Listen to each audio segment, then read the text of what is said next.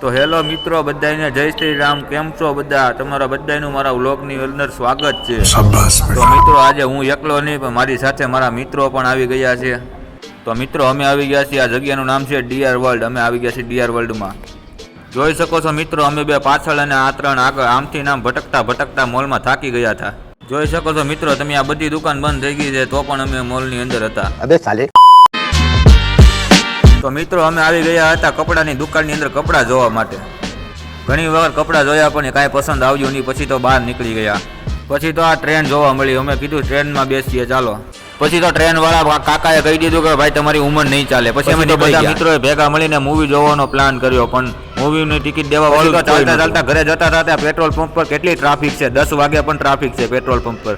અમે તો ચાલવા લાગ્યા. પછી તો આ પાવભાજીની રારી જોઈને ખાવાનું મન ઘણું થયું, પણ હું ને મારા ફ્રેન્ડ્સ અમે અમારી પાસે પછી ખીચામાં હાથ નાખીને જોયું ત્યાં તો નીકળો 1 રૂપિયાનો સિક્કો. પછી તો મિત્રો અમે જોઈએ ભૂતિયા જગ્યા. જો તમને આનું નામ આવડતું હોય તો કોમેન્ટમાં અમને જણાવજો.